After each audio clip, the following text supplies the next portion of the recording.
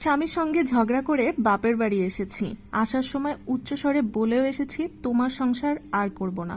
স্বামী আমার কথা শুনে নির্বাক হয়ে শুধুমাত্র চেয়েছিল। বাবার বাড়িতে আসা মাত্রই ভাইয়া জিজ্ঞাসা করলো, কি ব্যাপার, তুই হঠাৎ বাড়িতে কেন? আমি কি আসতে পারি না, নাকি আসা বারণ? আমি এটা ভাইয়াকে বললাম। ভাইয়া আমাকে বলল, আরে সেটা বলি নাই, তুই তো আসার আগে বলে আসিস, কিন্তু আজ বলে আসলি না, এই জন্য বললাম। ও আচ্ছা, তুই বিশ্রাম কর, আমি বাজার থেকে কিছু নিয়ে আসি। ভাইয়া এই কথাটা বলা মুহূর্তই ভাবি বলে উঠল, বাহ, দরদ দেখি উতলে পড়ছে বোনের জন্য। আমার বাবা মা আসলে বাজারে যাওয়ার নামগন্ধ থাকে না, ওইদিকে বোন বাড়িতে আসা মাত্রই বাজারে চলে যাচ্ছে। বলছি কি, পকেটে টাকা আছে নাকি বাচ্চার স্কুলে যেই টাকা দিবা সেই টাকা নিয়ে যাচ্ছ? হ্যাঁ। ভাবির এমন কথায় ভাইয়া বলল, আরে এমন করে বলতেছো কেন, বুঝলাম না।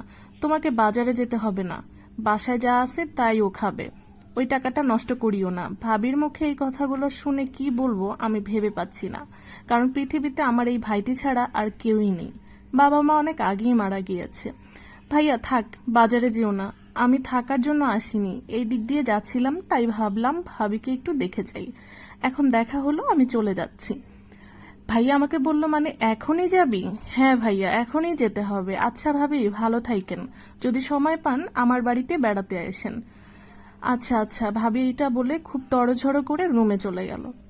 এরপর আর একটি কথাও না বলে সোজা স্বামীর বাড়িতে চলে আসলাম। স্বামী আমাকে দেখে মিট মিট করে হাসতেছে। হাসার কিছু নেই, ভালোবাসি বলেই চলে আসলাম। স্বামী আমাকে বলল, হ্যাঁ জানি তো, শোনো তুমি রান্না বসাও, আমি বাজার থেকে কেনাকাটা করে আসতেছি। আসলেই বিয়ের পরে যদি সুখের কোনো স্থান থাকে সেটা স্বামীর বাড়ি। স্বামীর বাড়ি থেকে ঝগড়া করে একবার নিজের বাবার বাড়িতে যান, বাস্তবতা বুঝবেন, কে আপন কে পর বোঝা যায়। আর যদি স্বামীও খারাপ হয়, মনের কথা বুঝতে না পারে, তাহলে সেই মেয়ের কষ্টের কোনো সীমা থাকে না। এইরকম বাস্তব ঘটনা আমাদের বাঙালি প্রায় ম্যাক্সিমাম পরিবারেই কিন্তু ঘটে থাকে। আসলে হচ্ছে, বাপের বাড়িতে তো মেয়েরা খাবারের জন্য যায় না, আসলে দেখতে যায় যে আমার এই বাপের বাড়ি, যেখানে আমি বেড়ে উঠেছি, যেখানে আমার পদচলা, যেখানে আমার উঠা বসা সব ছিল, সেখানের মানুষগুলো আসলে কেমন আছে। আর দেখা যায় সবকিছুই ঠিক আগের মতোই থাকে, মানে দেয়াল, গাছপালা, তরু লতা, আমার খাট, বাসস্থান যখন যেখানে যেটা ছিল সেটাই আছে, কিন্তু মানুষগুলা না পরিবর্তন হয়ে যায়। এটাই কিন্তু বাস্তব চিত্র। অন্যদিকে দেখেন, সংসার কিন্তু একটা অভ্যাস, যা একসাথে থাকতে থাকতে গড়ে ওঠে। একে অপরের সাথে কথা বলতে বলতে, একে অপরকে সহ্য করতে করতেই কিন্তু এই অভ্যাসটা গড়ে ওঠে। সংসার মানে হলো একসাথে থাকতে থাকতে একে অপরের গায়ের গন্ধটাও আত্মস্থ করে ফেলা।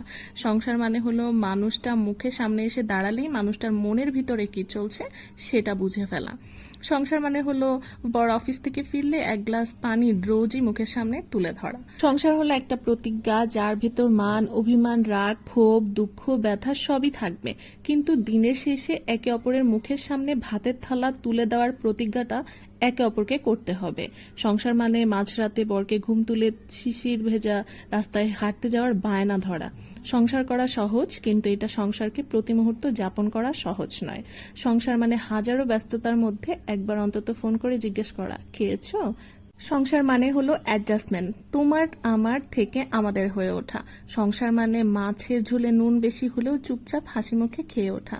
সংসার মানে হলো রোজই বিছানার উপর রাখা নিজের পার্টনারের ভেজা টাওয়ালটা মেলে দেওয়া। সংসারে ওঠা নামা ভাঙা গড়া থাকবেই, কিন্তু হাঁপিয়ে গেলে চলবে না। একে অপরকে মানিয়ে নিতে হবে, একে অপরের সমস্যায় পাশে থাকতে হবে, একে অপরকে সাহায্য করতে হবে। সংসারে কেউ কারো থেকে ছোট বা বড় হয় না, দুজনেই দুজনের পরিপূরক হয়। তাই সংসার করতে গেলে একে অপরের সম্মান ও শ্রদ্ধা খুবই জরুরি।